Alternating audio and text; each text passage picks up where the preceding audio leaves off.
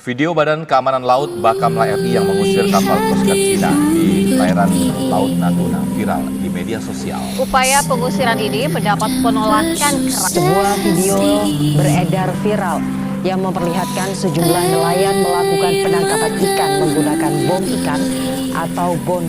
Kapal nelayan dan kapal Coast Guard Cina ini ditemukan oleh KM Tanjung Datu 301 milik Bakamla Republik. Sungguh menyedihkan sekali. Kelautan Indonesia yang harusnya sangat indah, yang akan kaya sumber daya alamnya. Namun masih banyak orang yang tidak mau tersadar bahwa apa yang dia lakukan itu sangat terpuruk dan menghancurkan ekosistem laut.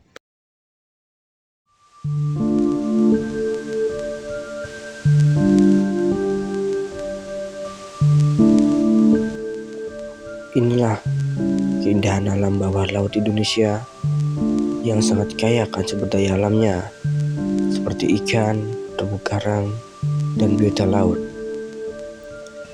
Tapi kenapa kalian yang masih warga negara Indonesia tidak ingin melihat keindahan alam sebagus ini, seindah ini? Dan kalian mencoba menangkap ikan dengan cara tidak baik, dengan cara mengebom ikan, yang itu dapat merusak terumbu karang, rumah bagi ikan itu. Tidak lepas dari itu, keanekaragaman hayati Indonesia mengundang hasrat negara tetangga untuk mencuri ikan di laut negara Indonesia. Seperti contohnya di kelautan Natuna. Biasanya di sana terjadi konflik antara Indonesia dan Cina karena negara Cina sering mencuri ikan di laut Indonesia tanpa izin. Dan juga masalah lainnya seperti tumpahan minyak atau tumpahan limbah di laut lepas. Itu sangat mengganggu ekosistem laut. Dan itu dapat menyebabkan nelayan juga kesulitan untuk mencari nafkah karena kesulitan untuk mencari ikan-ikan di laut.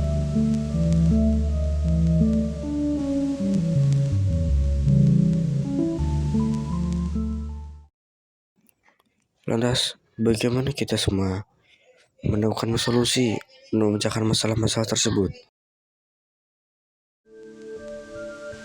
Kita semua dapat menanggulangi masalah pengeboman ikan yang dilakukan oleh nelayan untuk menangkap ikan, yakni dengan cara peningkatan pemberdayaan masyarakat melalui program-program dari Dinas Perikanan dan Kelautan sebagai upaya membangun kesadaran masyarakat dan memberikan suatu hukuman yang telah ditetapkan di Undang-Undang tentang menjaga kelestarian ikan dan terumbu karang,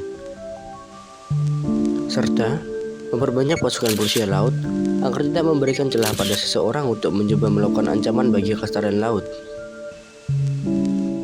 Dengan dilakukan itu, memungkinkan untuk meminimalisir terjadi masalah pengeboman ikan yang dilakukan oleh nelayan di Indonesia.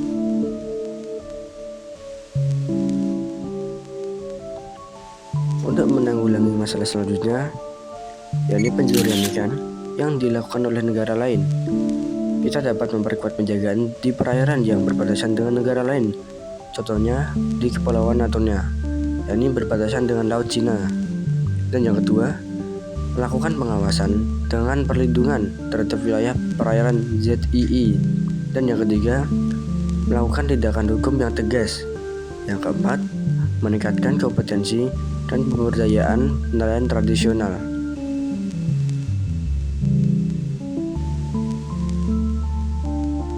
Dan masalah yang terakhir, yakni biasanya terjadi tumpahan minyak atau limbah pabrik yang sengaja dibuang di laut lepas. Kita dapat menanggulangi dengan bioremediasi. Bioremediasi mempunyai dua cara, yaitu bioakuintasi dan biostimulasi. Namun pada cara ini, Indonesia yang memerlukan perkembangan teknologi untuk menggunakan bakteri untuk mengurai minyak.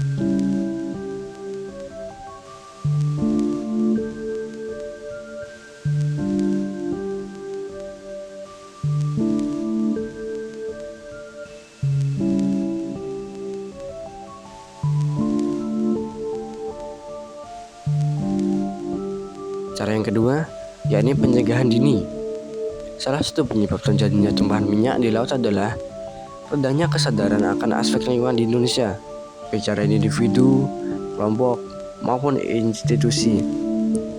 Upaya penyadaran lingkungan ini bisa melalui pendidikan publik hingga pemberian sanksi yang tegas apabila terjadi pelanggaran atas pencemaran lingkungan. Dalam upaya pencegahan dini, ini terdapat beberapa bentuk upaya lainnya. Salah satunya yaitu setiap perusahaan migas Indonesia juga dapat merencanakan program Zero Spill Operation, yaitu dengan menetapkan target khusus yang disepakati untuk mencapai Zero Spill Operation. Untuk mencapai target tersebut, perusahaan perlu memiliki aturan wajib untuk mencegah terjadinya kebocoran atau tumpahan minyak dan konsisten menerapkan aturan tersebut.